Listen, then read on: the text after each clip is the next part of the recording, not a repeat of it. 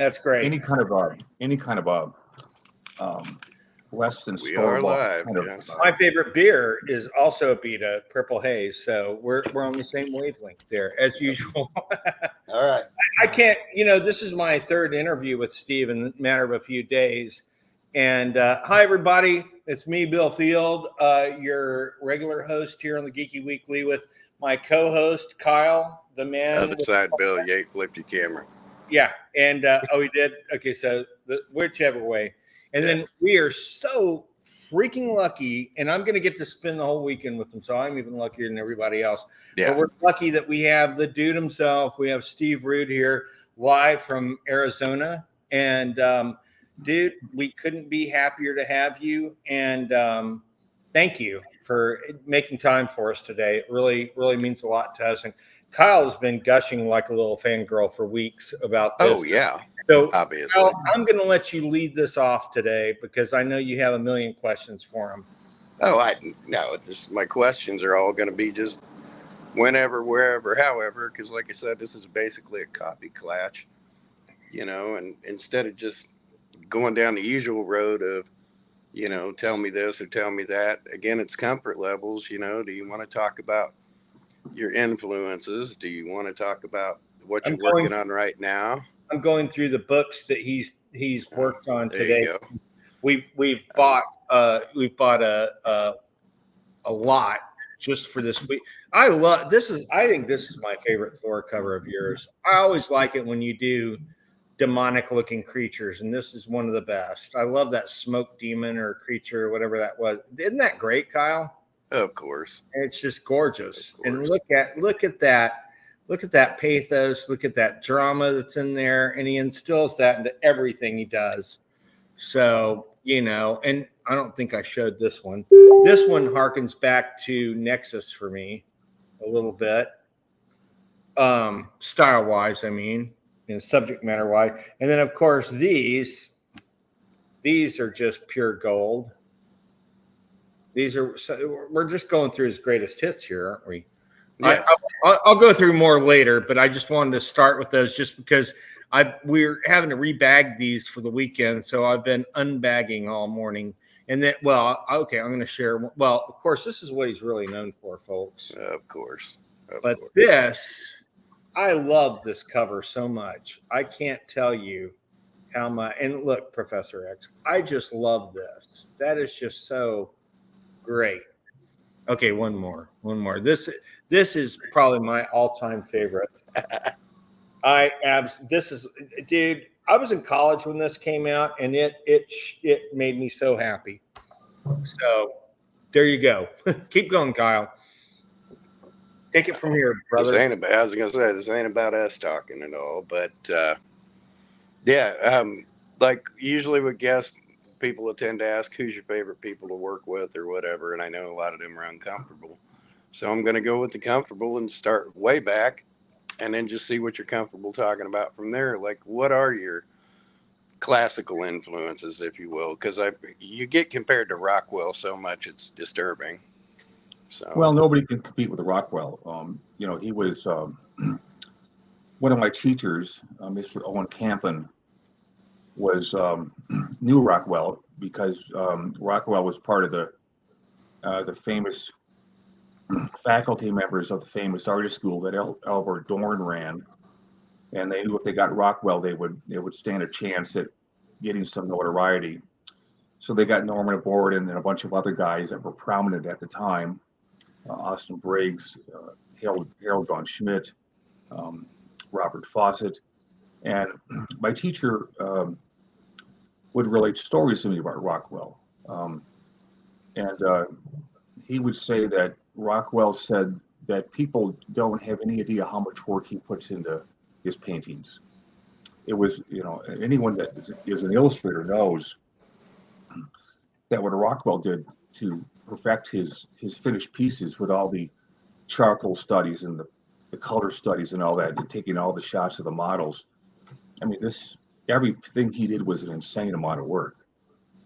And the other thing I like to remember from what Mr. Campbell taught me was that everyone from those faculty members to every living illustrator at the time, anyone who was prominent in the field, knew that Rockwell couldn't be touched. He was the absolute master. That's Yeah, amazing. and again, I mean, couldn't praise much higher than to say, like I said, I mean, when pros like JMD Mateus put you immediately on that level with comic book artists, that should tell you how you're seen throughout the industry, much less with the fans. So, you know, Yeah, it's very nice. You know, I have a lot of training, but to be compared to anyone like Rockwell is it's an exaggeration. well, it's No. we're gonna blow some smoke up your ass, of course, because you're a guest. But you know, but in the comparison of comic books, you know, in the level of comic books, you would be the Rockwell of comic books, where others would be the Picasso or whatever the case may be. It's just giving it perspective in the moment. But speaking of comic books, how did it happen? How did you end up in comics? Did you just create it and go with it from there? Or was it strips? Was it? Well, originally I wanted to be a zoologist. Well, that's fascinating. Yeah, I loved animals. I wanted to hang out with animals my whole life, and a lot of that came about from watching Wild Kingdom in the '60s. But I was always drawing. In kindergarten, most of us kids started out drawing dinosaurs. We were all fascinated by that, and from there, I kind of I would copy drawings from Charlie Brown and Snoopy. That was fun for me, and I would entertain myself by copying the drawings. So copying was my way of learning before I had any real art training at all. And I did that for a couple of years, and then I rediscovered comic books in high school. That would have been in 1972 when I was a freshman in high school. And I realized that cartooning was never going to be enough for me. And I wanted to be like those guys that excited me so much that drew comics. You know, specifically Jack Kirby, John Romita, and at the time, Paul Glacy would Master of Kung Fu, because I was a huge Bruce Lee fan. And I was actually the perfect age to be present when the Bruce Lee movies came out, and that was 1972. That's crazy. That is fantastic. So, and you know, it's funny. I was watching a interview with Bruce Lee this morning from 1966, and it's one of the first times anyone interviewed him on the subject of Kung Fu, and he went on and on about how it's the perfect martial art and all these other things, but you could tell the passion the guy already had for what he did, and you know. Nobody knew, you know, a mere 60 years later, his life would be cut short. But I think a lot of people saw promise in him and saw the things that could be yet to be. And, you know, he was such an artist on so many levels. He really was. And I'm sure you know this because you know him so well. You know, he wound up being like he was like a ballroom dancer at first. And he made a name for himself as one of the top ballroom dancers, I believe, in Hong Kong, since that's where he grew up. But it was the martial arts were already a thing for him, but he could do so much with his body that he also decided to dance. And think about what he could have done with all of that talent. And I thought he was a great actor too. I thought he was very humble about what he did. We all know the disaster that happened with him first being asked to be on Kung Fu, and then they canceled that. I still think that's like one of the biggest mistakes of all time in TV. But yeah, it's funny how things just tend to work out. You know, sometimes a lot of times these things are blessing in disguise, even though we don't see it like that at the time. But yeah, he was the Cha-Cha champion of Hong Kong in 1958. That's right. That's right. He memorized all the moves, and just like he memorized all the Kung Fu moves when he was taking lessons from Yip Man. He was very aggressive. He knew he had a lot of control over his body, and he had a lot of aggressiveness in him. And so he knew that to make something of himself, he had to channel that. And one of the first ways he was helped by doing that was to have his old man kick him out of Hong Kong and send him to America with $100 in his pocket. And that's a sink or swim kind of thing, isn't it? Rest is history. Yeah. And it wasn't long after he got back here, because he grew up in San Francisco, then went back to Hong Kong, I believe, and then came back here, if I'm not mistaken. He was born in San Francisco. Yeah. Oh, he was born in San Francisco. Okay, yeah, I forgot. Yeah. And then okay, so I knew it went back and forth. But it wasn't long when he got back until he started his first studio. And if I'm not wrong, and he had the elite. The elite were there, Hollywood elite, kind of. That's where he started mentoring Chuck Norris, and a lot of things started falling into place. Right, that came along a little bit later after he made a name for himself. But yeah, Bruce Lee was a huge influence, and of course, back then when Gacy was drawing Master of Kung Fu, he used the likeness of Bruce Lee, which is something that is lawyers have been trying to squelch for decades now. I call it just taking the fun out of comics. No, and that has, yeah. It's funny. I've been talking a lot this past week, and we've talked about the legalities and them kind of getting in the way of the artistry. And I earlier today on the TV here in the store, I was playing the latest X-Men 97 episode, which is actually pretty good. And they had a column, 2 columns, like of this many people, like probably 8 people, like 16 people. It was all the legal staff on that show. And it made me realize exactly what you said. Well, I already realized what you said, but it made me realize, how prevalent that still is. And it's kind of crazy, So you say you understudied there with Paul Levitz? Understudies, kind of a wrong term. I was just influenced by him. This is what? Strongly. And Gacy did the first 2 covers for Nexus, by the way. I don't know if you knew that, Kyle. I did not know that. Yeah. I did not know the proximity there, because he is just one of my all-time favorite artists. Yeah. Oh yeah. Well, Steve and he met up pretty early in Steve's career, and that's why he was such a force. And I did not know that. I haven't done all my studies and things, but that doesn't surprise me now when great ones together like we do here. So right. That's another one I just love. I talk about Gacy covers all the time because it's obvious.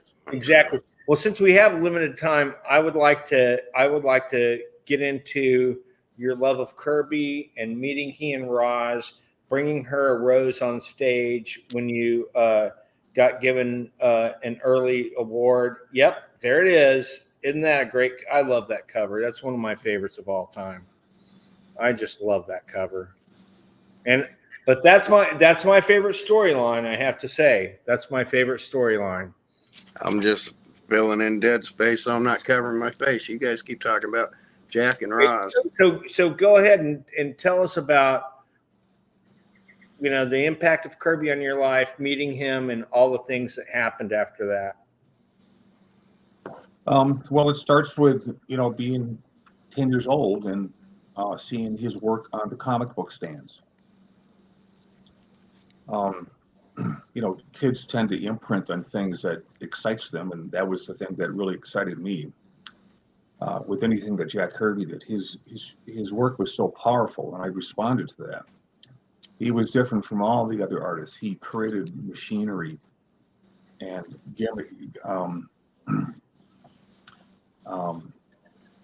devices that no one else could have ever conceived of. That was just one of his many skills. People don't know that Kirby, when you go way back,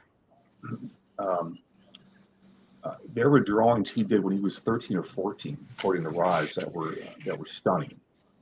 They were literally beyond belief. So he was a genius at an early age. I think the thing that I most admire and love about Kirby is that he kept going his whole life. He never, no matter what happened to him, he was always there doing the work, and it was his life. And I like to think of comics as my life because of people like Jack Kirby and the influence that he gave me, strong as it was. That's amazing.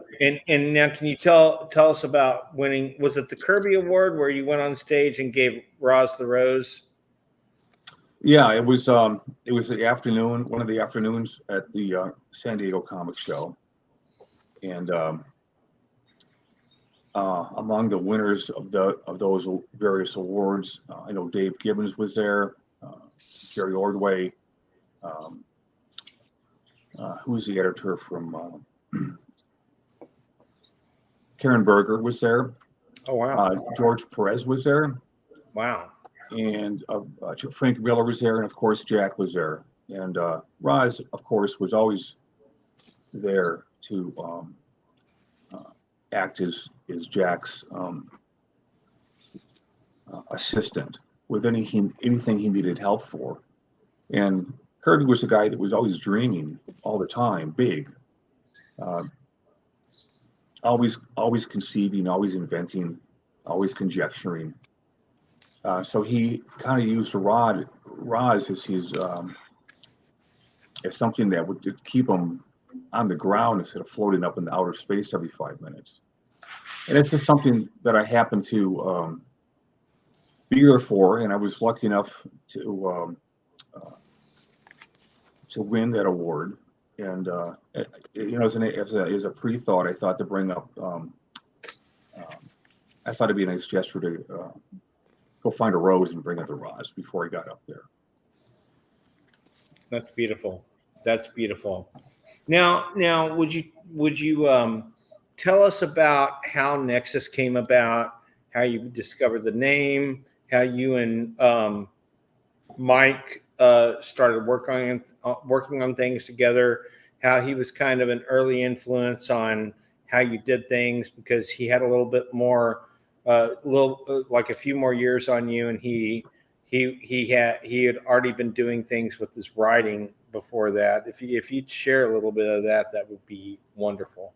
And what exactly do you want me to talk about with Darren?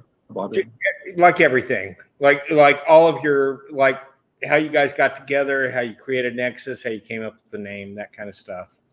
So the story I've told 100 times, right? Yeah, and I've already heard it. Yeah, or not. Yeah. A couple guys got together. They made an incredibly cool character. Check back in history and find it out. Right. I ain't gonna rehash all that. Right. Kyle answered it for me. Yeah. But tell us about. Okay, well then let's forgo that and let's go forward with all of the new stuff you have planned for Nexus, and you're bringing a first issue of your new run here to the store this weekend. Tell us a little bit about that and the direction you plan on going with this new series. Well, I look back at my career, and there's always what I call junction points where you go for as long as you are going to go, and then there's something that kind of gives you pause, make you rethink things and reevaluate where you might be going with your life. Because comics is my life, art is my life, illustration is my life. So it's life is going to provide those temporary rest stops where you have to think about things, rethink things, and am I going where I want to be? And I was always going where I wanted to be. I was very lucky that way. At some point, as the decades move on, you're going to find yourself with changes, which is part of what every life has to go through. Just as a matter of that's the way life works. And so I had those moments, and one of them was when the Image years came around and the old-fashioned looking costumes were kind of out. They were replaced by button zippers in pockets. That was kind of a sea change in the business. I think it was a good change and a bad change. I think the guys that started the thing weren't really the business savvy types that they could have been. But that's secondary. It was something that happened. Everyone was obsessed with making a lot of money. The younger you are, the dumber you are. You tend to go out and buy the superficial things like Ferraris and Aston Martins, and get invited to the Playboy Mansion. But I was always somebody. I was a little bit of a late bloomer in the business, and so I always had my head on straight and my feet on the ground. And my life was not about prestige or glad handing other people in the business. To me, everything I did was based on how good my work was. And if people responded to that, then it was genuine. And that's the kind of life I wanted. I wanted, if I was going to have high regard or any kind of regard in the business, it was because they thought my work rated highly. So I spent my whole life and still am pursuing that, with making sure that my work measures up to my standards. And then you send it out and you hopefully get feedback. I love feedback from the more astute, the better, the more shrewd and the more introspective it is. I tend to like that a lot more. I just call that fan interaction, fan and pro, or pro and fan. And it's just nice to always hear from the people that are buying your work, paying money for it, and know what's on their mind about things. And I wish I got more letters like that. I do on occasion, but I wish I got a lot more, because they keep me informed about what the comic buying public are thinking when they see what I've done or what anyone else is doing that they might happen to want to bring up to me, just to chat about it. It's always good and healthy to do that. That's great.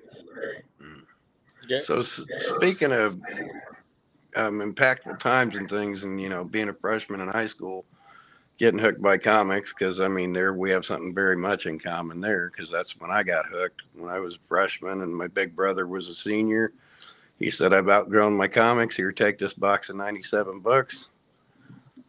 45 years later, I'm still sunk deep into them, or however many years later, I'm still sunk deep into them. Do you remember your first book or your favorite early books, comic-wise? Yeah, sure. I think everyone does. What was your favorite starting off? And do you remember you want me to mention them now? Okay. Just any random number of things in comics that excited you. Well, you name something that influenced you, and I'll tell you if it was big with me too. What's that? Sorry, neighborhood kids going by. I'm wide open out here, and they just yelled right when you did. The books I was reading are probably the same ones you did.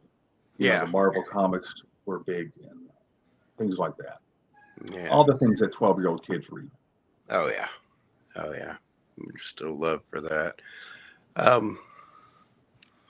Got any other interest? Does it? Because your art, I know you get sunk into that, but like my stepdad was an art teacher and a painter, but he loved to go fishing. That was his breakaway from that. Do you have a side hobby other than, zoology, obviously? Well, yeah. Well, I've always known that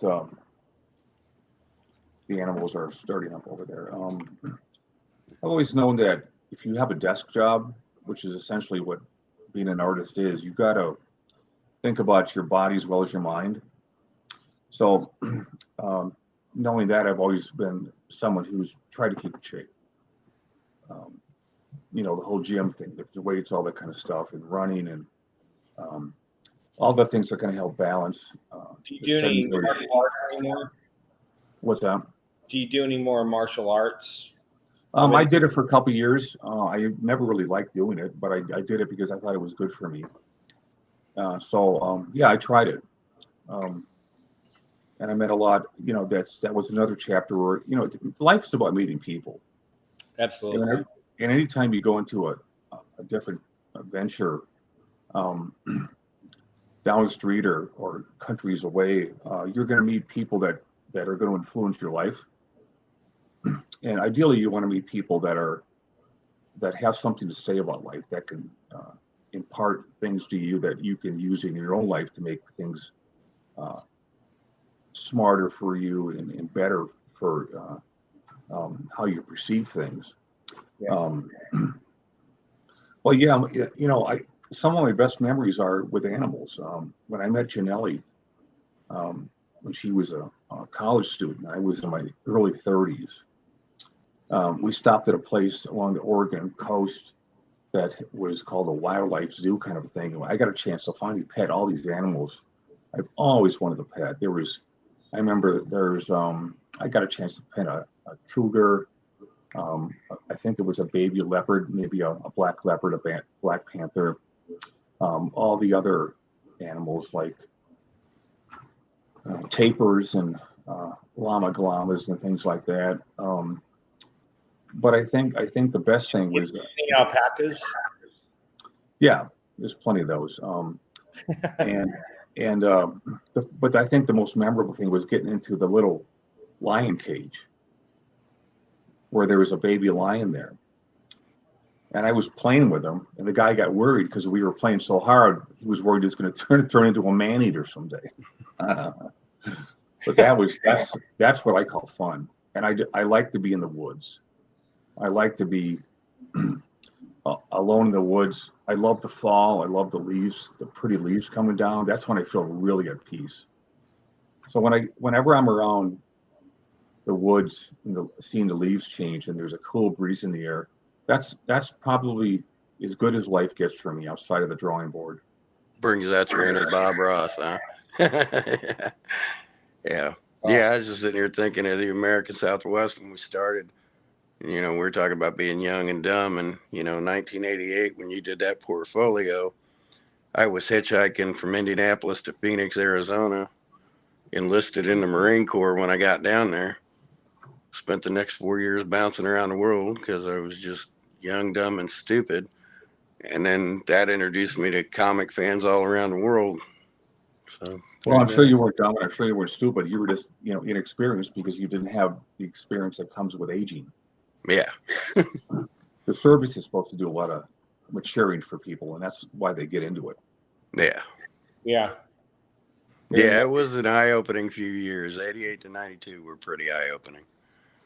But I also got introduced to a lot of amazing comics and a lot of amazing comic fans, because that's what, the military is. You find your common ground with the card games, because card games are set in blocks across the country, and you got East Coast spades, West Coast spades, euchre in the middle, and things like that.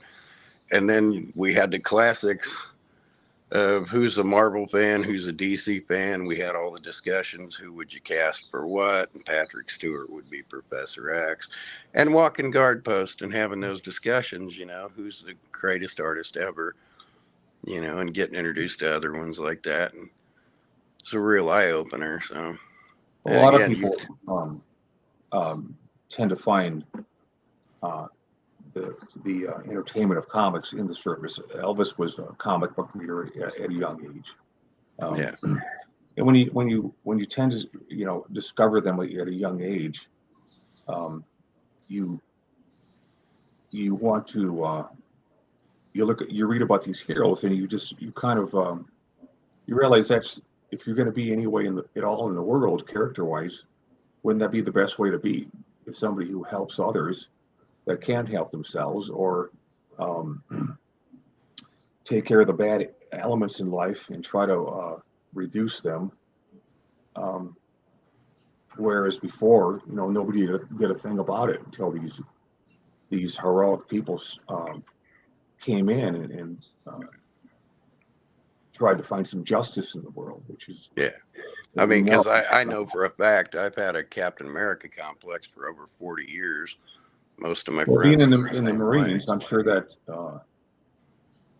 that was getting you ever closer to an identity like that. Yeah. Yeah. You It didn't carry was, around a shield, though, did you? yeah, it was He definitely, does that now. He carries around a shield now, but yeah. no, not back then. They wouldn't allow it. But Yeah.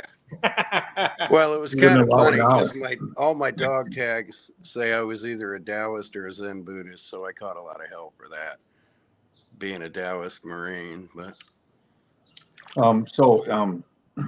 Right now my life is, I finally progressed into my 60s,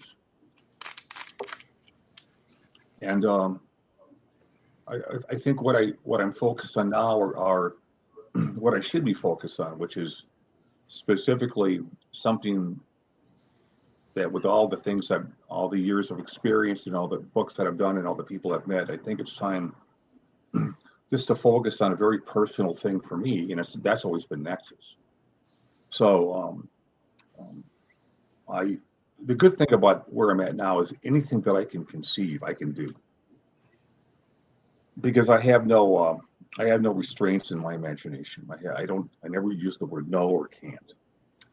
So if you take those two words out of your life, you pretty much can ascend to any place that your mind and abilities can take you.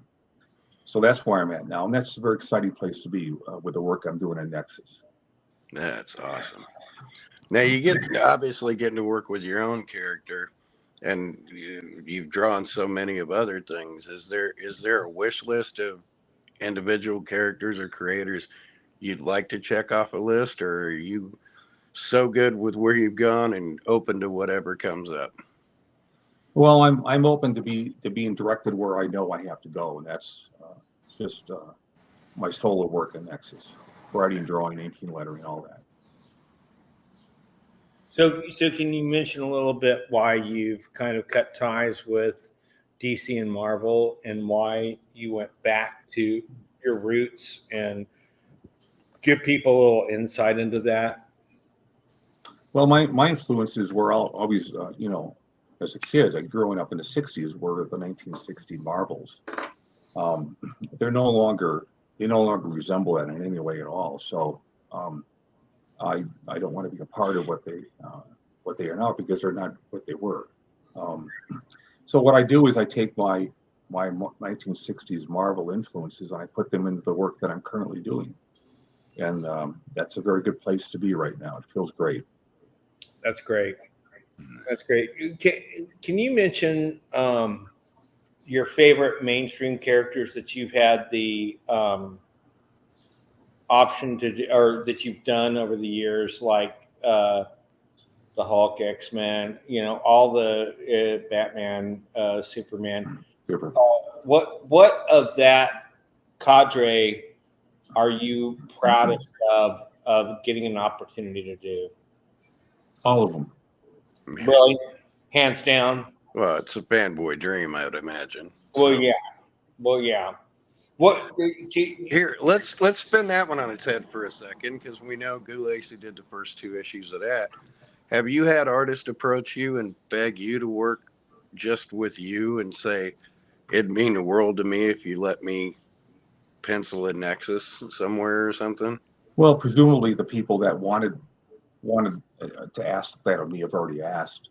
That's always very flattering. But I think the thing that touches me most is when the actual audience themselves gives me feedback on what I've done and how it might have changed their life. That means more to me than anything. How could it not?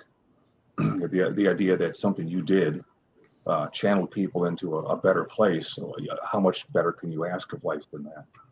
Well, the reason you're our first big get and our first big event here at Nelco Comics is because of my thoughts exactly on how you're saying right now.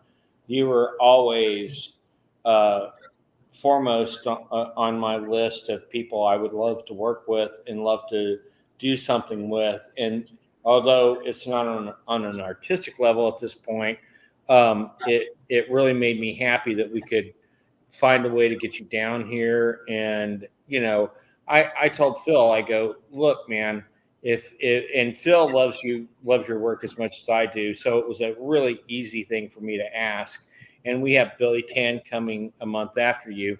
But and we're also getting other artists to come down. But I really wanted to kick this off with you, and this is like a dream come true for me.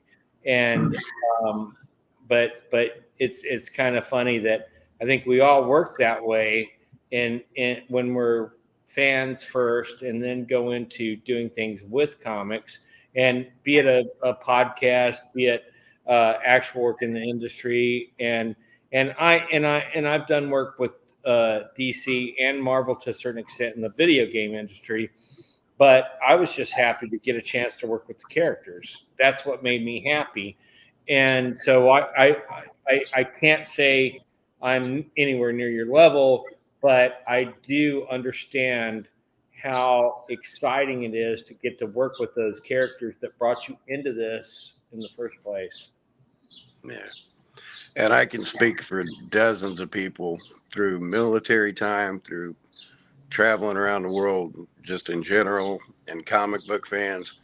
You're on dozens, if not hundreds, of these folks, Mount Rushmore, at least for the 80s and 90s. Because like I said, it breaks up in groups, because you've got your gold and silver age guys, and you just have to put them on a different Mount Rushmore. But when it comes to the 80s, 90s, and up, I mean, you have comic book professionals that don't hesitate to put you on the Mount Rushmore, and you've seen what I started pulling out there, and that portfolio, I've been bragging on that portfolio. Anytime I get on a show, I'll pop that out and be like, look, how cool is that? You know, and you're still, well, you're better. I mean, there's no gray area there. You're even better than you were then, and you were profoundly good then. So, you know. Well, that comes from just persevering in the love of study, actually. Yeah. Did you? I can't remember now, and I wish I could, but my brain, I'm old. Did you participate in that DC experiment that they did a few years ago, or many years ago now, with the Sunday format? Or was the first time you worked with that with the Nexus Sunday format you guys did? Well, I was approached by that. The editor was Mark Chiarello, and originally we were going to do something with one of the Kirby characters, and somehow it fell through. And they offered me another thing, and I said, no thanks. So I just went back to what I was doing, but I appreciated the fact that Chiarello was thinking outside of the usual box in comics. And that's kind of what started the whole thing, where me thinking about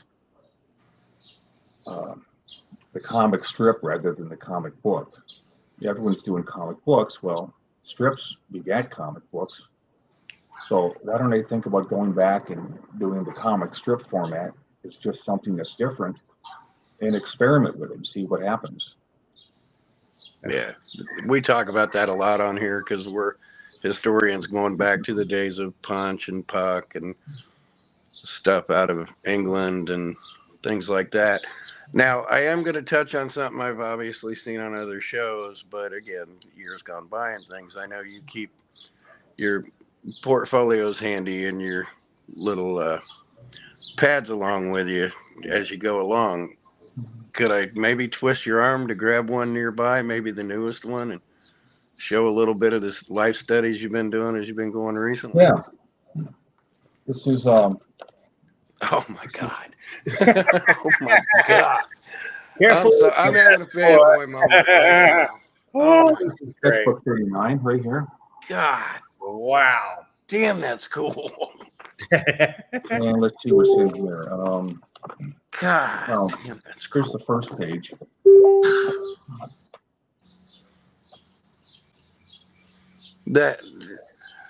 Do you really have any idea how cool that is? I mean, I know you've probably heard it a billion times, but the fact that you've got log 39, you've got 38 more of those behind you document. That's a book unto itself. That's a coffee table size book you could put out just with those. Isn't that gorgeous? That is incredible. Absolutely stunning. And that's Suzanne Summers, who recently passed. So this, Oh, that's beautiful. That is absolutely incredible. This is the second page where I'm experimenting with color and brush strokes and how to achieve soft edges. Wow. I love your note taking. That is amazing. Here's page number 3 where I'm kind of doing more of the same. I'm sure going to miss Kyle after he passes away today from this overtaxing his heart. Yeah, all right. Fuck you. I'm having a fangasm. It's okay. Fantastic. I love that stuff. That's gorgeous, Steve. Here you see my different influences with illustrators. This is from one of my favorites of all time, Harry Anderson. He was an illustrator born in 1906, and I got to know him before he died. That was a real moment for me. And you can see here, I have a lot of influences that come directly from animation. Absolutely. That's gorgeous. I love that page so much. I love it. I love the whole Atlas thing. So that's, oh my gosh. So that's just, part of the things I try to study, because to me, studying is where it's at. I just hey, don't stop there. Show us some more of that. Whatever you're comfortable with. If you want to show more, show more. If you don't, no, back. I'm Whatever happy, you feel having like. my own fan. Anything you want to show us. I'm just sitting here holding my jaw up right now. Me because too. those books blow Oh, here's a piece I'm working on right now. God damn. Oh my God, that's gorgeous. And that's a commission that somebody asked me to do of Sundra. Gorgeous.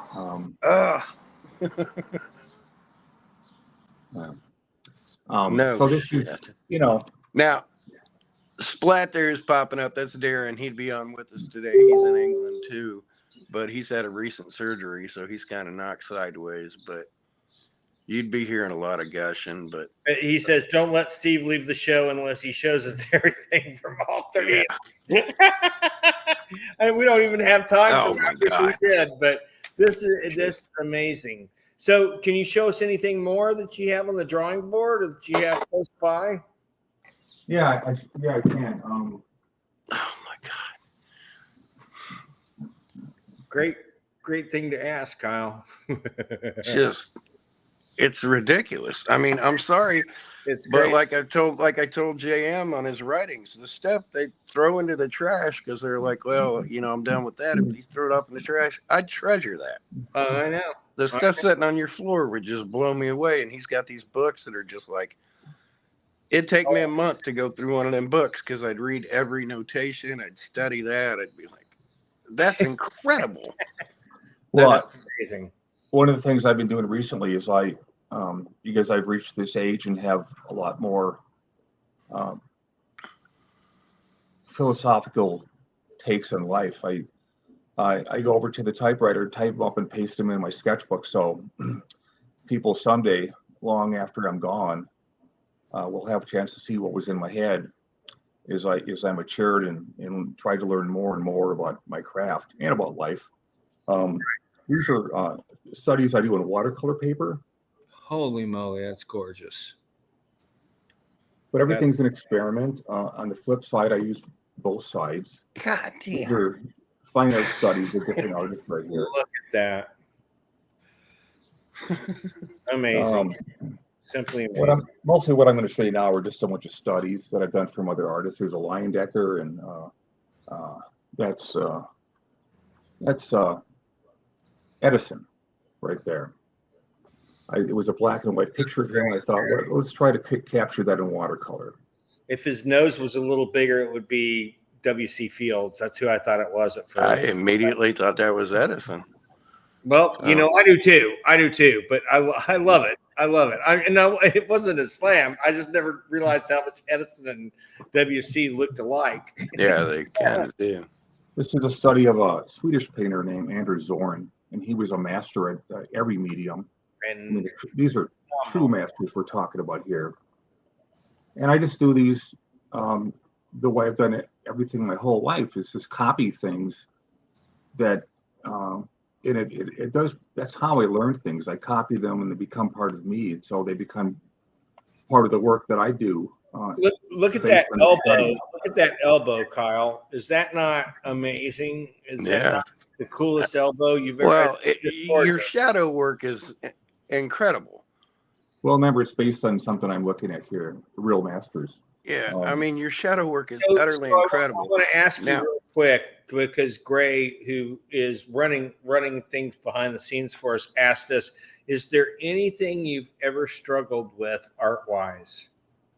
With any medium or anything? Feet, faces, hair, different angles of the face. I think the thing that probably comes easy aptitude-wise are gestures, because I see those very clearly in my head. But the actual things that make up the form, once you get the gesture down to make it look real, that's always the challenge. And you always have to refresh what you learned, going back to the very beginning, because memories tend to kind of get fogged up after a while. So that's one of the reasons you always have to study all the time. Right. Holy moly. Yeah, I'll say it till I'm blue in the face. If I was to compare the way you shadow things, I'd have to go back to the classics. I mean, that's Well, those are classical most of painting. my influences. There's some That's- black and white studies there. Whoa, look at that. Oh my God, that's so freaking great. I love, and you know, I'm as an artist myself, I'm gonna get to learn from this guy this weekend. I can't be more happy. And I'm gonna hopefully get to learn how to do things a little bit more the rude way. Look at that. Look at that. Oh my God, that is so great. And it touches on so many different areas of where you can do art. Like the guy with the collar reminds me almost of Zod, or almost It's of Charlton Heston. It is it looks very much like Charlton. Yeah, sure does. And on the flip side of this cold pressed watercolor paper are more studies. These are from different artists that I happen to really like. Wow. Yep, Darren caught it. That's Heston in Planet of the Apes with his neck collar on. That's crazy. Look at that wonderful stuff. Yeah, that's how you know you're good, when random people can just look at it and go, I know what that is. You know? And me, like an idiot, I thought it was his version of Zod. No, it's Neo before Zod. This is my watercolor palette. This is a John Pike palette here, and this is watercolor paint that I used to do all my opaque watercolors. Wow. So most of the stuff you saw for those studies is all done with this kind of paint. Wow. I'm going to have to learn brands from you this weekend, that's for sure, because I want to start watercoloring. I'll tell you what. Never really done. You talk about something to be cool to hang in the household, get an autographed palette like that. That'd be so cool. That'd be so We just managed to make him get watercolor on his hands. You know, yeah. Just, yeah, but I'm nerding out so bad on this. As much as I love all that stuff, I'm nerding out. To the This point is an example of God damn. the charcoal studies that you Pardon do my when you're, French, but Jesus. before you paint something. Isn't that amazing? Can you tell Kyle and I a little bit about what you plan to do with Nexus, going back and recreating the early Capitol stuff in full color? Well, it's something I already talked about in different places, but yeah, I'm kind of revisiting old work that I've done and trying to give it a modern veneer. Whatever was done in black and white in the early Nexus issues, I'm trying to do in color now. But I'm really excited about the demos coming up at the comic store this weekend in San Antonio, because it gives me a chance to show people who've never worked from a live model before how somebody interprets that. And anyone who's ever been in the arts knows that life drawing or painting is critical to ascending to a place where your skills are far better than the artworks. That's great. That is So amazing. I gotta know, and you probably mentioned him. Who the hell taught you that shadow work? Well, shadow work is part of any artist's education. Shadows, there's light and shadow. Basically there's just light. Yeah. There's darkness, there's pitch black darkness, and there's light that when light hits a form, it reveals its form. And they're based on the different kinds of light, which is mostly a matter of intensity. A cloudy day, there's less intensity on a form, so you don't get a strong light and shadow divide. At nighttime, your shadows are going to be basically black. And think of light as a dimmer switch. Yeah. You're in a black room, and then you've got a dimmer switch that you keep turning up and up, and then you see how things change. So you kind of want to have that in the back of your mind when you're trying to conceive lighting schemes for your paintings. Yeah. So I'm going to compare you to Eddie Van Halen. When you talk about that, he took a Variac and stuck it on his guitar, and that's what he made his moody sounds with. But yeah, like I mentioned, my old stepdad, who was an art teacher, he taught me, in school, they teach me the shading, but he taught me how to put an eraser to the pencil so you can lighten up the shading, but still keep it there. And I learned so much from that, not from the pencil, but from the eraser. Once you put it down, and I was always fascinated by that. And it's pretty obvious. I mean, like I said, you're the best at light and shadows I've ever seen. There's also a lot of sheets that I have just to that I can refer to keep my my memory sharp with wow, those are great. Those are absolutely great. Sargent was a big influence on you also, wasn't he? Well, I think Sargent's a great influence on everybody. Yeah, absolutely. These are the guys that kind of informed my illustrators from the turn of the century to when illustration kind of started to take a turn for being replaced by different mediums. But yeah, Sargent is, huge. He's a man. He's a true master. Oh, look at that. That is amazing. That is amazing. So this shows a Alex Raymond influence. Raymond, yeah. Yeah. I mean, he was such a perfect draftsman that to look at what he's done kind of forces you to compare yourself to how close you come to mastering things like he has. And of course, there's no such thing as mastery. This is to remind me how smiles work. Oh, that's great. It can be very elusive sometimes. That's great. Oh, if I had the bank, I'd be like, yeah, I want to commission you to do a Marilyn Monroe for my daughter to hang it on her wall. Oh my God. Thank you, buddy. Oh my God. Here's a good example of a beauty right here. Natural beauty too. That's just great. Yeah. Well, if you look at, I learned a long time ago that the features of people are identifiable from a block away. Amen. Yeah. And so when you look at faces like this, you can tell at a glance the proportions, your sense of preference in beauty, and you can see how Marilyn compares to all the other people, all the other girls lined up there. That's crazy. I myself am all about Ava Gardner. Yeah, all those beauties from that age are exciting to think about. Classic. So classic. It's always good to be reminded how heads break down. It's beautiful. And those are Loomis heads. Of course, Loomis, another big influence on you, and me too, for that matter. So these are things that I keep around just to use as reference points to keep sharp. I don't know if you still have many to sell, but if you could bring your sketchbooks down to sell this weekend, your printed ones, of course, people would love those. I would love those. I was at Universal Studios in 1990, and it was the first time I had a chance to see in person and buy your first sketchbook. And I can't tell you.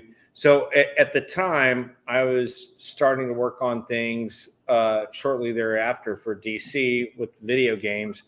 And I went to that sketchbook for inspiration daily. And I basically broke the spine on it, and it's still intact, but barely. But that meant so much to me to be able to go there and see your influences and you as my influence at the same time. I just want to thank you from the bottom of my heart, because it inspired me to finish all these characters that I did, and I did them in gold and silver and current age fashion.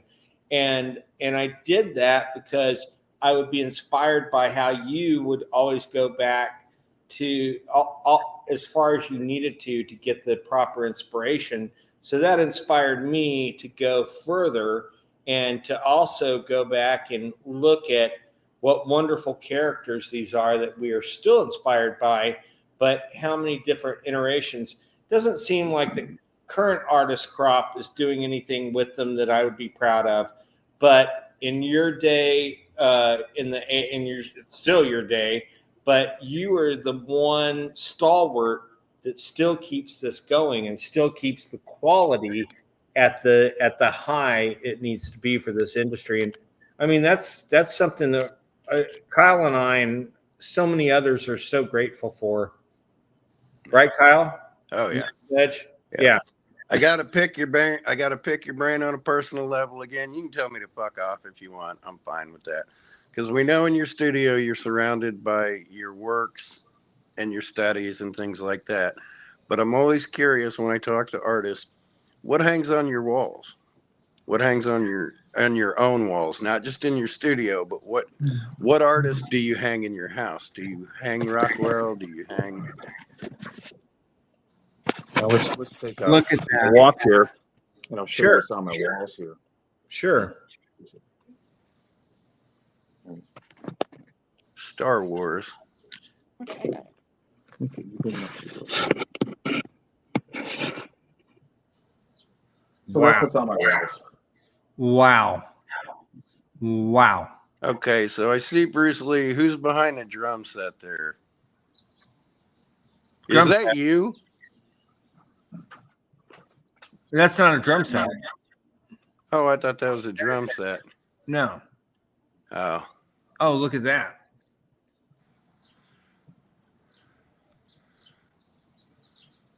I took this down because I was doing a painting of Janelle from a few years back. That's her in her Easter dress. And I'm always painting her. Aw, that's so beautiful. you just, And then, On so many levels. amazing to have your muse. Oh, that's great. And he's married to his muse. And look at that. That's you on a horse. Yeah, this was in New York, and I walked up to one of the cops and said, "Hey, I'm so glad you guys have horses to make your work easier." He says, "You want to climb up?" I said, "Sure." So we took a picture of that. Oh my God. Yes. Oh my God. That is, and look, he's wearing a Nexus shirt, Kyle. Gotta advertise. Gotta advertise. It's fantastic. The Star Wars I poster love here. that so much.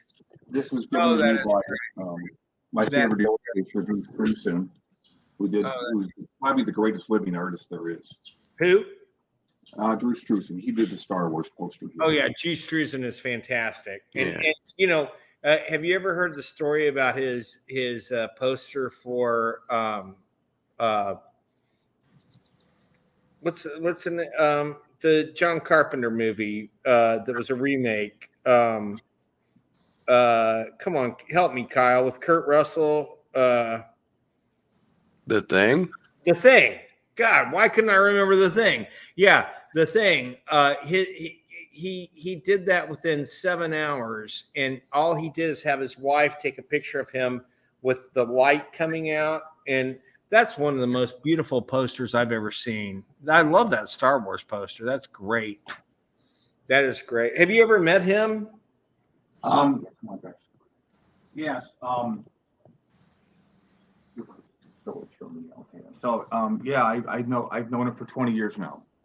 Is he a great guy? He's a very nice Well, guy. he's known him for 20 years, of course. Well, I know. You wouldn't hang with somebody for I know. 20 years if they weren't. I know. But well, I've known some people for 20 years, that Yeah. but yeah, that's great. I've got some things to do for Janelle in the garage. And we're done here. It's been an hour, and we want to thank you so much, Steve, and look forward to seeing you in 2 days right here in sunny San Antonio. So please go hither and do what you need to do. But thank you so much for joining us today on the Geeky Weekly. If you ever get bored and want to come back and join us, the door's always open, sir. But thank you for sharing. I appreciate it greatly. Thank you, buddy.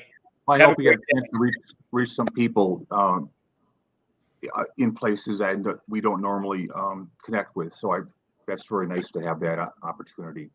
Thank you, Steve. We appreciate it. Door's always open, sir. Thanks for all your help this week on getting this promoted. And we will talk to you in 2 days. Thanks, man. Yeah, I'll see you soon. Bye-bye, you guys. Bye. Thank you. Thank y'all.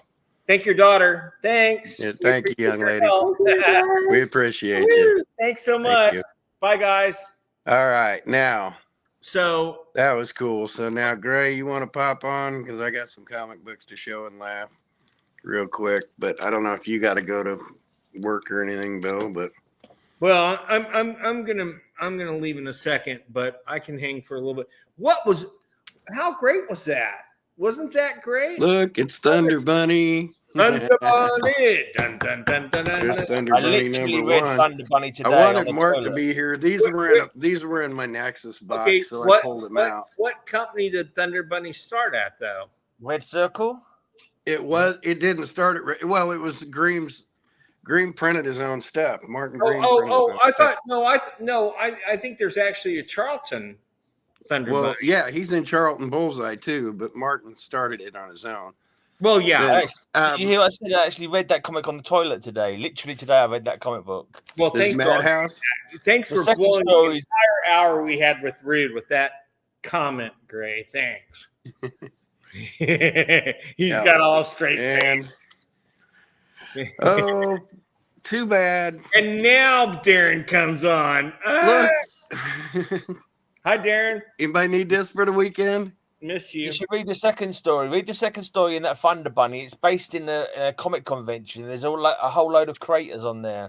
A whole lot of comic creators are in there. Had he not died a couple of years ago, Yeah. Martin Greer in a heartbeat. I probably talk to him as much as I talk to you guys on a weekly basis, but I couldn't work out if there's the Thunder Bunny's uncle is supposed to be a comic artist. And I wasn't sure if he was meant to be a real artist or he was a made-up one. yeah, and Martin was like an uber nerd, but his walls killed me. His walls were like Bill's. He's like, oh yeah, well here's an original newspaper strip of Alex Raymond from 1921. Like Jesus Christ! I mean, he was a historian in the Bob Overstreet and Bob Beerbaum and those guys. He was that level of a historian where he had just stacks of original art. So was that cool? That was fun. That was funny, right? Because I thought there was a moment there early on where I thought Steve was like, sometimes on TV you get these like really awkward people who don't like being interviewed and they make it really hard and they just don't want to answer any questions. So I thought, oh my God, it's going to happen. But yes. I've had several times in the last 3 interviews that I've done with him in the last week where his pauses almost scare the Jesus out of me. Well, there was one question. Kyle asked one question. He said, what did you like, back in the 60s and stuff? And Steve, you missed it because there was a noise outside. Steve turned it around and said, you tell me what you like in the 60s and I'll tell you if I liked it too. And I thought, oh my God, where is it? But as soon as you asked the question, can I twist your arm and get you to show me some stuff? He went boom, and it was absolutely fantastic. He totally loved that. Kyle took over in a great way. I mean, he didn't even know he was doing it and I needed that because I wanted so much to see that. But Kyle's a trigger, and he's pulled a few too. That's what I've told all these guys. I Dude. don't want to go down the cookie cutter road. No, want to talk about And Mike Barron. that Don't made talk him. about Mike Barron. That made him very, very happy. And yeah, we he and Mike are still very close friends and talk weekly. But they're just not working together right now because they have different areas that they want to explore and do. And, that's fine with me. That doesn't bother me in the slightest because they're still creating and they're still making something from nothing and something fantastic. I mean, they're very much in the Lee and Kirby mold. No. I'd put him in the Kirby pantheon. I would not put Barron in the no. You don't think he's in the stand? You don't think he's high enough to be stand? He's still middle of the road. Really? Yeah. Oh, in the generations and things, he's prolific. That doesn't mean he's better. JM and Barron are on two different levels. Well, no, and that two different levels. That I agree on. Well, JM, I would definitely put in the Stan Lee pantheon. Well, and again, in the 80s. In the 80s. Oh, yeah, and 70s. But I wasn't blowing smoke up Steve's ass when I said his shadow work, comic-related wise, isn't touched. I wasn't going to say Alex Toth. I wasn't going to do it. I wasn't going to say Gene Colan. In all honesty, you literally were blowing smoke up his ass because you had the cigarette going. I couldn't put him down. Then he pulled out that goddamn thing, and I'm like, oh my you God. haven't smoked since. I don't know what the hell you guys are talking about. I checked out all the things he's drawn. He's never drawn the shadow. He's never done anything on the shadow. Well, there you go. Bazinga! Bazinga! He actually has done the shadow. And he's really great. Yeah. No. So sorry, Darren. I don't want you to be any more fun than you already are. His shadow and light work is ridiculous. I don't even put him with contemporaries. When I talk about his art, I don't talk comics. I talk classics. He's a classic painter. That's perfect. That's absolutely perfect. Gray, what did you think, Gray? I think Bill needs to show some of his art. He talked about his art a lot there, but he's never shown any on this stream ever, I don't think. Who, me? Yeah. Oh, Bill. We don't see any of your art or any of your illustration. Your I don't have anything with me today, but you want to see it next week? Yeah, animation. We'll see your animation, and we want to see your art. Sure. Yeah, here's the thing. A lot of that is behind me now, so I am still doing some limited animation, and I can bring some stuff on like that for my advertising work. But I need to take this call real quick. I'll be right back. He's running away. See, he's running away. Running away. When Rude was talking about, you called him out, Gray. You called him out. when Rude was talking about looking forward and not looking back, I almost blurted out, "Yeah, well, I don't look too forward because I'll be dead in a couple of years." But I didn't want to sour it.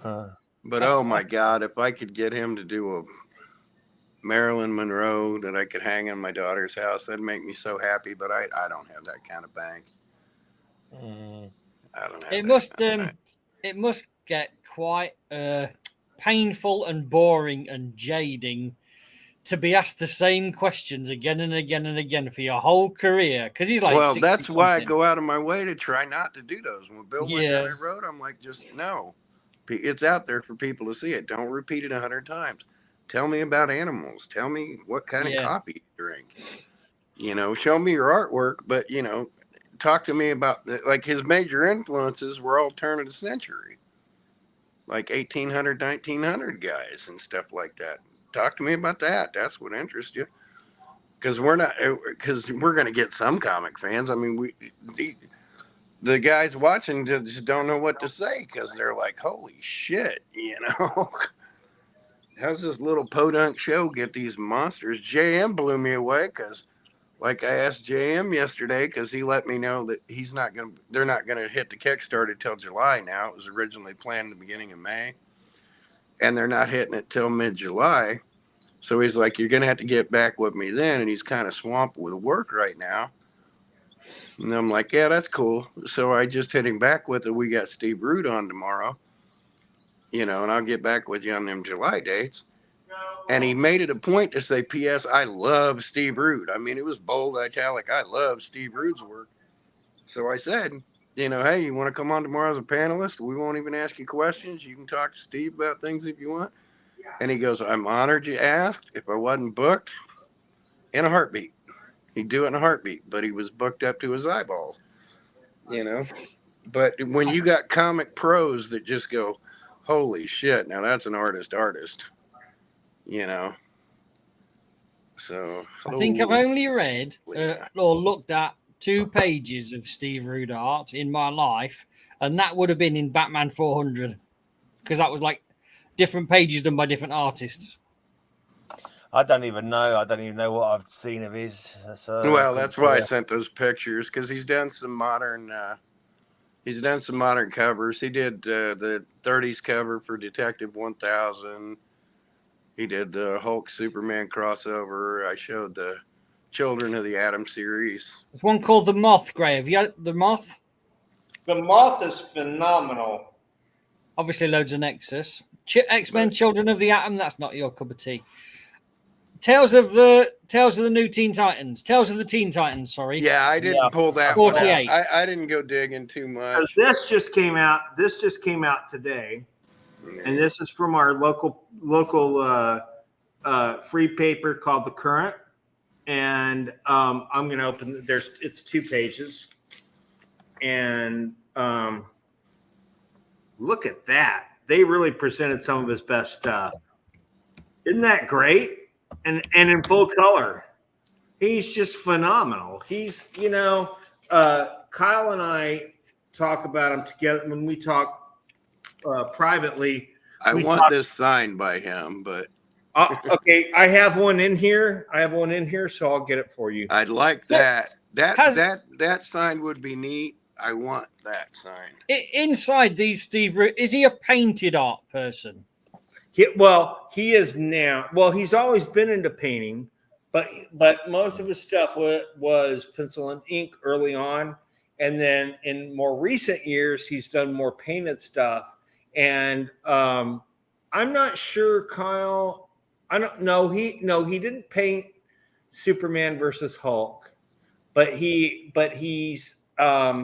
You want me to show a few more of it? Those are all digitally colored, right?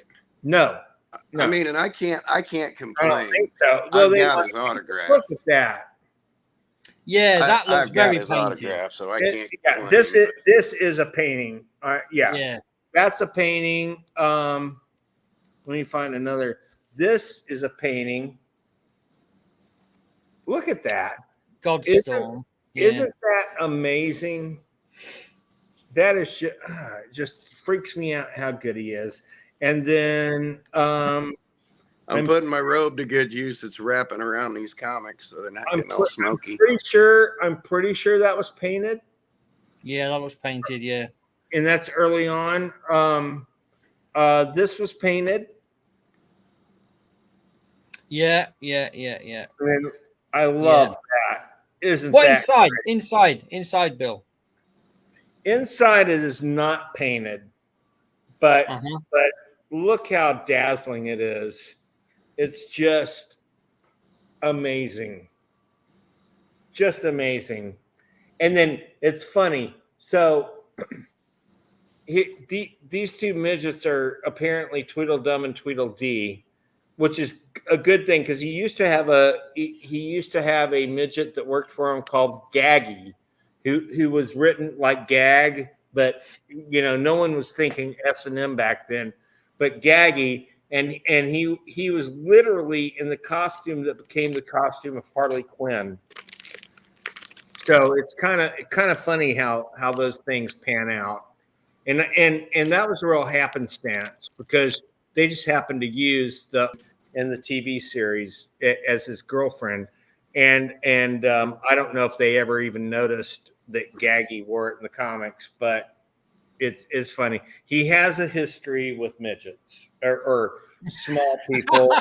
You know, That sounded such a terrible sentence. I know he has a history of midgets, or as they used to say, there was a Our Gang Little Rascals short where they had these evil midgets like stealing from this rich couple and blaming the little rascals, and they were acting like they were babies, and the one of the little rascals kept going, "They're not babies, they're fidgets." And so I always think of fidgets also when I think of the word midget. So I think I use sorry folks, I didn't mean to anybody, but I always think of fidgets for some reason because of that damn short. But no, I have to tell you, Steve is you know, he threw us a curveball the other day, and he wants a dance party at the end of Saturday, and we can't do it here because we're too small. And I had to call the fire marshal and ask if it was possible, and they said, if you guys have more than 54 people, you can't do it. And I'm sure a dance party would probably bring that many people in. So I mean, how do you, Bill? How are you going about, right? Because Steve's going to be there in the shop, right? yeah. Are you selling tickets? No, but well, I don't know if we're still doing this because he's painting during a 2-hour period rather than all day, both days. So we were going to sell reserved seats like right here, 16 seats. We could fit them in. And we were going to sell those for $30 for the 2 days. Now, I still want us to do that, but I want to make sure people know ahead of time, you know, that it's for that 2-hour period. But that's the amount of time you'd pay for a concert. So I don't think it's a bad deal. Do you think that's a stupid idea, Kyle? I think it's a great idea. Okay, then we'll still Do you figure there'll be enough demand to get all the seats filled? You know, we're giving a few away. I'd pull $30 out of my asshole for that. Yeah. And we have, but would you give $30 in not from an orifice? That's what I want to know, you know. And that's really wrong of you to say that when Darren's going through so much, you know. Yeah, nearly everything's come out of my orifice this week. Think about what I've gone through. I can pull anything out of my ass I want now. Yes, okay, I guess you can. I guess I can't, you know. You look I have ass cancer. Look how Gray looks so ominous right now. It's like, what are you doing to He's the evil genius. I love it. Actually, I've got a question for you, Gray. Right, I tell you who I want to see on the show. I'll tell you who I want to see as interview for an hour. Who? Matilda Gothica. Who is that? What do you mean, who's that? Latta. Matilda. Ask her if she'll join us. She's up and about right now, isn't she? Matilda. I would love to see. I would love to see an interview She's the with judge Matilda. on Cover Slingers, Bill. When you come on Cover Slingers that time, she's the judge. Oh, I know her. I didn't know that was her name. I I apologize. want to know. I want to It's know like- her story. It's Just like call us- midnight now there, though, isn't it? Yeah. Just call Yeah. her sweary Israeli and you'll know who we Yeah. mean. No, it's early. I think that would be great if she joined It's us. early morning there now. It's Yeah. She's a few hours behind them. She's 2 hours ahead of me, I think. 2 hours ahead Ahead of or me. so behind? Well, ahead. 2 hours ahead. 20 of you, past yeah. 11 there now, I think. she's in Australia, right? No, No, No, it's she's in Israel. Israel. Oh, she's in. Oh, I had no It's idea. something like UK plus 2 hours or something. Yeah, that's why I said sweary Israeli. Yeah, you're right. Do You're you right. reckon she'd come on, Gray? Do you reckon she would come? I can ask her. She wants to come on 1 week. I think it'd be awesome. I think I've she's been brilliant. asking her. I mean, since we come on Oh, we only can't. an hour after Slingers. But Can we have more than 4 people when? Yeah, we can have 6 people. Okay, yeah. See if she can come on. God, that'd be great. I would love Matilda to be on the show. That'd be fucking awesome. I'd love that. Just so you can swear for 2 hours. Yeah, she's hilarious. She's got such a great character. I really do like her a How lot. the hell did you meet her? Well, Just that's through what I want. YouTube. I'll save that question for when she's on the show. Okay. Just through YouTube. That's all.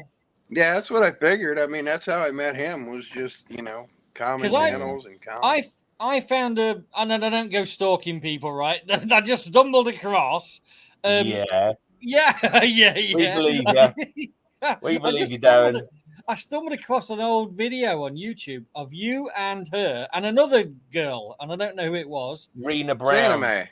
And I was like, "What? What's this?" And I think it might have been on Matilda's channel, not on yours. I can't remember now. Were we talking about Lovecraft or something like that?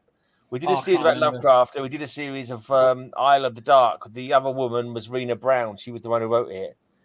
If that's what you're talking about. Well, But she it was could have quite a been- young. She was quite a young girl. She Yeah. looked like she was another YouTuber.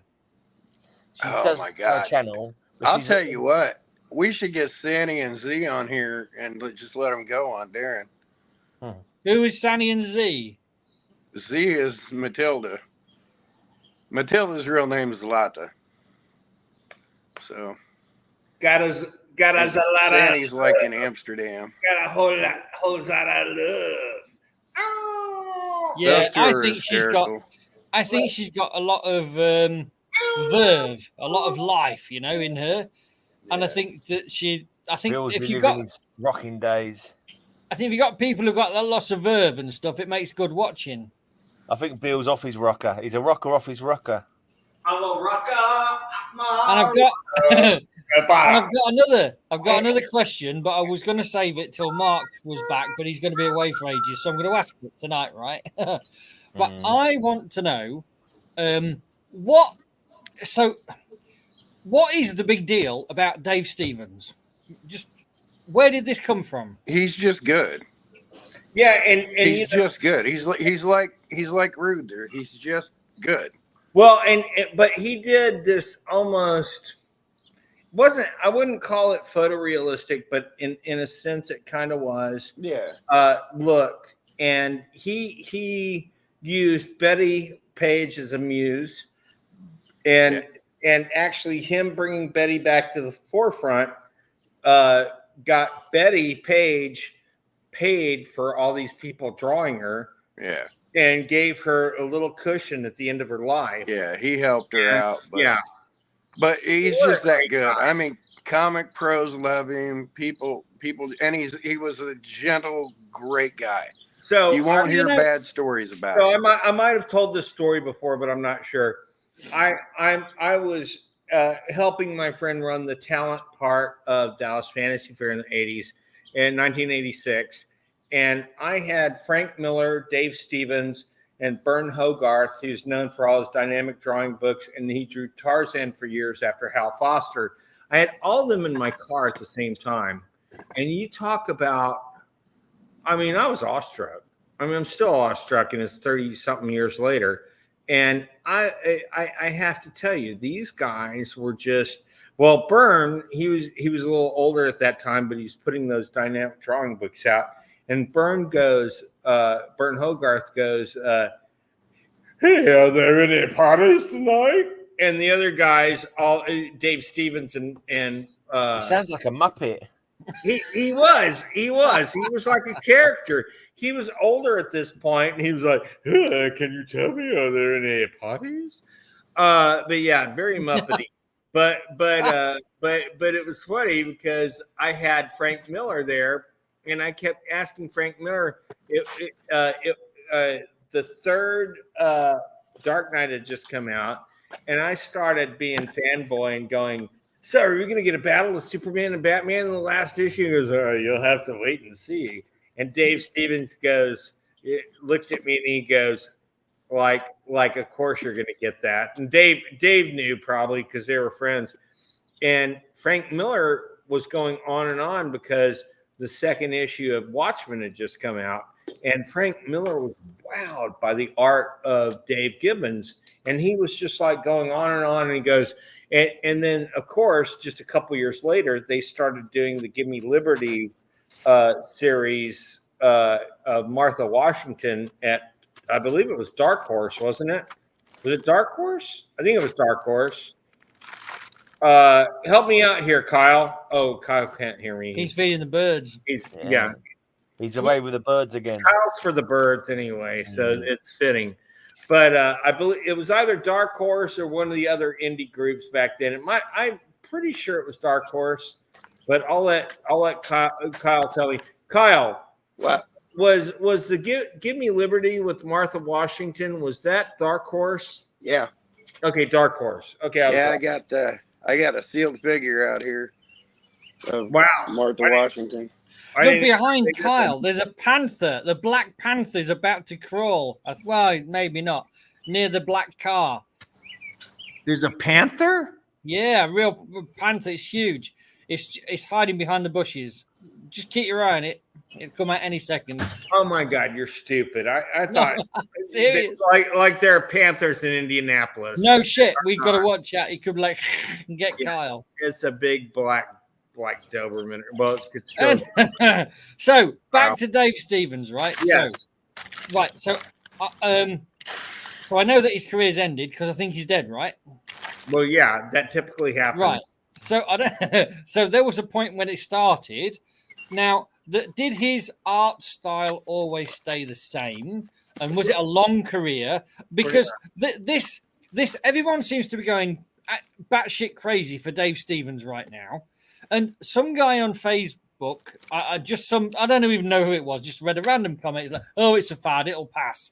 I want to know, is it a fad? Will it pass? Is he just flavor of the month? And if he is flavor of the month, what made him flavor of the month? No, he's not flavor of the month. He's evergreen. And I think Kyle would agree with me were he here listening. But yeah, he's evergreen. He and Steve Rude, he and a lot of the major artists, and Frank Miller, John Byrne, he's on that pantheon. He is so great, and his Rocketeer stuff is the stuff that stuck to people. But he gave me this cell. Well, it's not really a cell; it's a drawing that he did. He worked for in animation for years with Doug Wildey, who created Johnny Quest and other greats. But he did a bunch of stuff for early Spider-Man cartoon, well, late 70s Spider-Man. And he did this one piece, and Spider-Man's like this, and it's a close-up, and he sent me that art. I still have that artwork. And he didn't sign it. And I go, why didn't you sign it? He goes, well, you're an animation collector. You didn't want my signature on. And I did, and I never got it. And it still bothers me. But a lot of people know that piece was his. So that's the last thing. And I'm like Kyle about certain things. That's a piece that will never leave until I pass on. But he was so nice about it because I just seen that piece in like a Comics Journal issue or something. And it really, I mean, he did some wonderful animation work. He transcended. I think he's one of the greats, and I don't think anyone would ever call him that knows his work well, like Kyle and I do. I don't think anyone would ever call him flavor of the month. So why does it feel like right now that people are going batshit crazy about him, and I haven't sensed this prior to the last 6 months, say. And okay, I've only been really listening to you guys on the show, and I've only been on the show 6 months or so or something. So maybe it's been always there, but I never came across Dave Stevens as a particular big thing from whatever I had known of. No, he is definitely a big thing, and his work is just it's just phenomenal.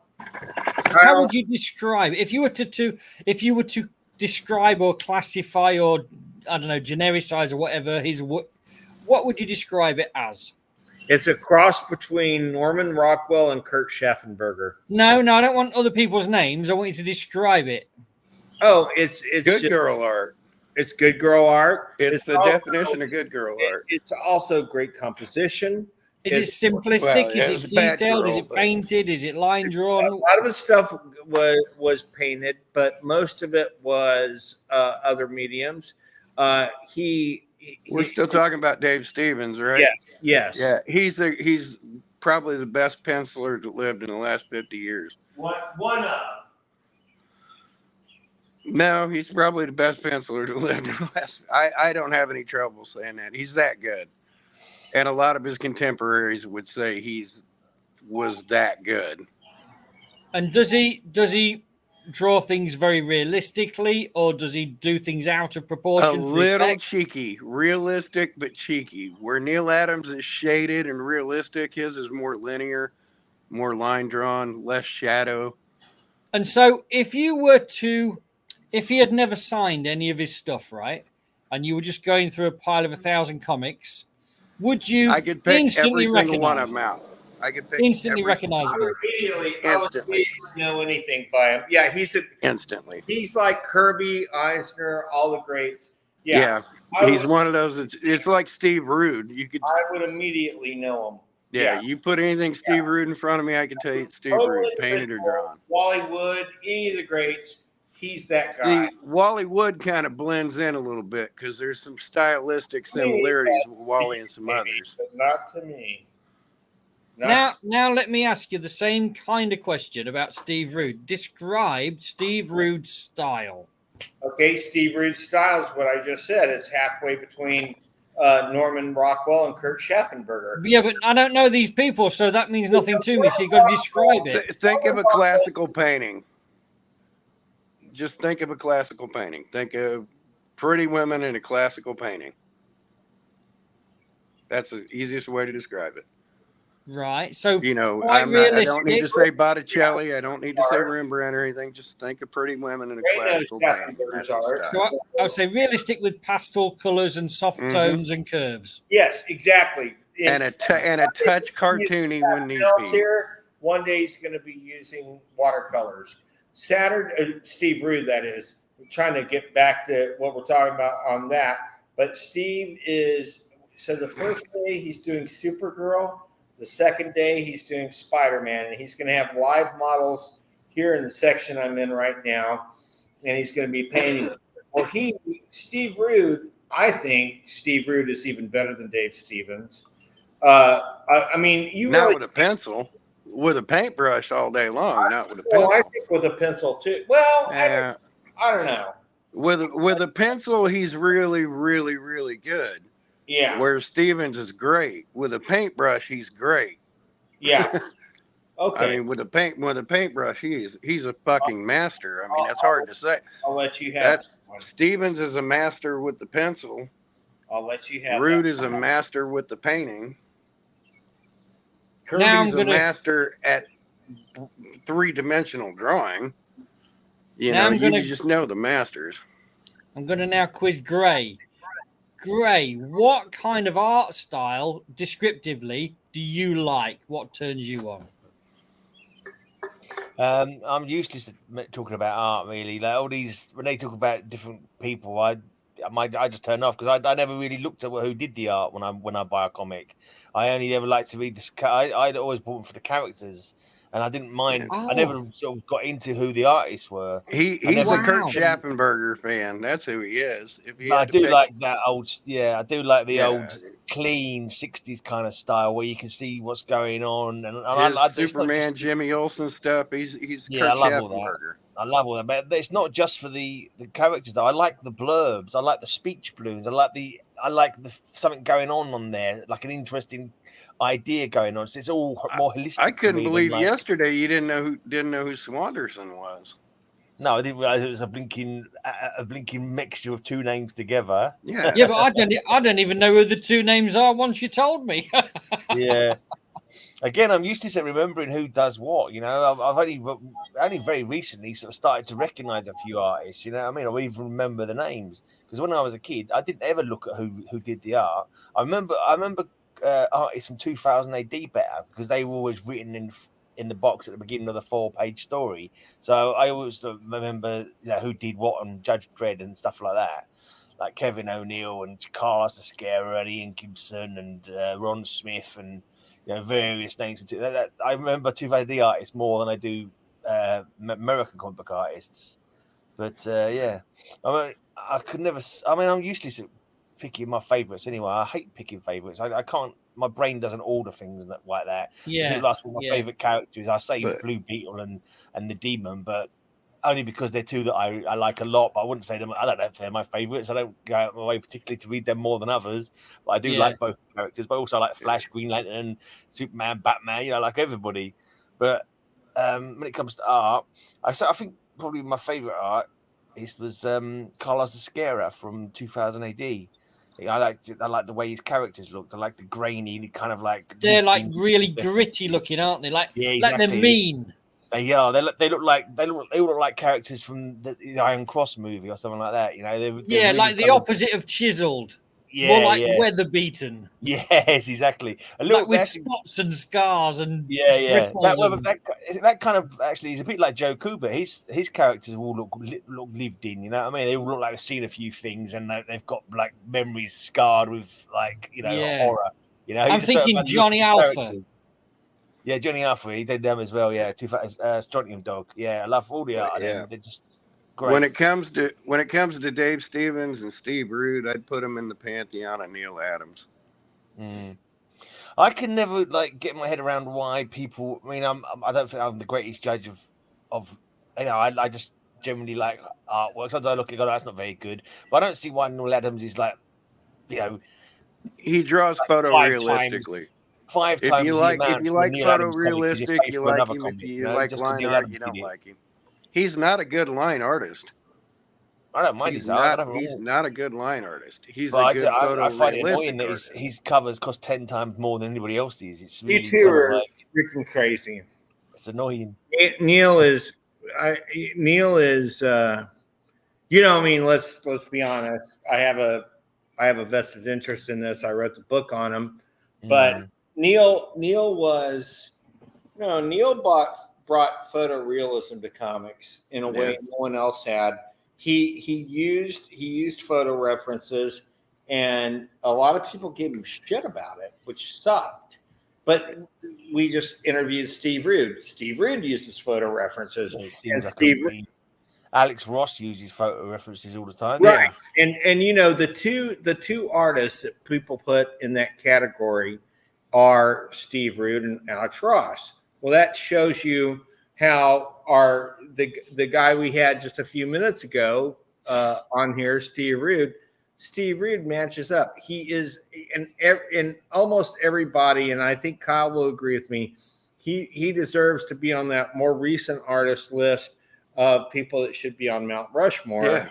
Mount Rushmore of cartoonists and artists. And I do think, I am totally happy having the moniker of cartoonist. Steve Rude is not, because Steve thinks of himself as a total art, which he is. I mean, there's no question. But then there's John Byrne, who calls himself a cartoonist. Jack Kirby called himself a cartoonist. Even Gene Colan called himself a cartoonist. And these guys, and Colan was even more photorealistic than anyone of that era, of the 60s, 70s well, era. Again, it's his shading. Oh, yeah. That's what made him so good, was his shading. Yeah. But if you look at simple Neil Adams line art, it's boring. If he doesn't put a lot into it and it's just a line art, it almost looks like those drawings, the templates of the drawings. It's just very simple. It's what he does once he gets that that puts him so far above, because he does simple line work, but then he fills it in unfucking believably. And he asked Graham about his favorites and he couldn't name them, but I mean, I know he's a Schaffenberger guy, because you like the simple line art. Yeah, and Swan that as well. was very Dave Stevens. Dave Stevens looked almost Dave Stevens and maybe Will Mignot, but on a much lesser basis, they looked very Schaffenberg-esque, I think. I also like Tom Mandrake, though. He's nothing like Schaffenberger, but that's because I saw Mandrake's work on a couple of Mandrake's more like Carlos. Yeah. Mandrake will give you a little bit of that pocked realism. It's something about the darkness that Mandrake puts in it. Yeah. He works great with horror. What Carlos are you talking about? Carlos Esquerra from 2000 AD. 2000 AD. Oh, okay. He did Judge Dredd and Strontium Dog. But yeah, I mean, you can categorize all these guys. There are just some brilliant pencilers, some brilliant painters, some brilliant real photorealism, and they all have talents that cover all of them, but they have a specialty and it stands the fuck out. Well, one of the more standout pencilers of this age, and he's doing well. He created his own comic company back in the country, the Asian country he comes from, and I can't think of what it is right now. But Billy Tan is one of the more prolific pencilers of our age right now. And we actually have, let me see if I can take it down easily. I don't know that guy. I think I might have heard the name, but I don't know any of his stuff. Yeah, he'll show his X-23 stuff when he goes wandering around back there. But we got to finish this up. Yeah, I mean, there's almost no bad because I can't stand Frank Robbins' artwork. I can't either. There are people that love it. Well, and that's why. Okay, I can't do any better than this. I'm sorry, but and if I said I drew like anybody, it'd be more like Frank Robbins. Dan's artwork for X-23, which is Wolverine's daughter. But what artist did you just mention? Frank Robbins. Frank Robbins. So I sold out of that stuff I've been getting lately. I had a Frank Robbins signed by Frank Springer page from The Invaders, and Hitler was in it. I didn't like it that much, but I got good money for Robbins it. and Springer definitely Golden Age influenced, and it's just if you like that type of drawing, you like it. Well, you did The Invaders. They weren't Golden They Age. were like Golden Age. That's what I said. No. They were. Well, they were, yeah. Well, that too. Hello, Yeah. Kyle. Wake up. Yeah. But I kid. But no, they were Golden Age. you art. know, but like people love Ditko. Ditko drives me nuts. He's good. He just drives me nuts. Ditko's not my style. Well, He has got an interesting style. I Very love. skinny. Ditko's are very skinny, aren't they? These characters. Yeah, Well, they're because just he gangly. based everything on himself. You gotta and let he's always a gangly. skinny guy. There's my favorite artist right there. Gray. Isn't that an extraordinary piece of artwork right there? Did Gray draw that? Did Gray draw that? No, I didn't. Oh! Who drew that? Can't something. Everard. Evening Stop Shades. waving it around. it's We'll be able to called. read it. Oh, It's Kyle. Riverside. Kyle. Is it Kyle himself? This is my favorite artist. It's me. That's my favorite artist because I drew it. Yeah, I drew it. That is a really good drawing, by the way, Kyle. It really is. I drew it. So that's my favorite artist. Okay. No, I kid. I kid. There's a Grotesque. drawing of you hanging in Kyle's house, Gray? Yeah, Yeah, if he was like 30 years older. I'm not posing nude to you, Kyle. I'm creepy. sorry. It's a little creepy. I guess he loves The you guy more in than that picture was 82. So He's not that old. I just dropped my gut real good. Well, thank you, Street Sweeper. Awesome. Well, Is that the first time Street Shit has ever said anything on the channel? Yeah. If SS, if you could drop the itter part, I think we might have made it to the big time, guys. We've got our first troll. I don't know if he's a troll, other than his name is troll-like, but yeah. Anyway, I'm gonna put an end to it now, anyway, fellas, because I've got to keep my StreamYard hours for other shows. So cheers for coming on. Thanks to the 2 or 3 people. much appreciated, Steve Rude. Yeah, thanks, Steve, we love you, man. Steve, thank you so much. Hey, we got a new fan in Street Shitter.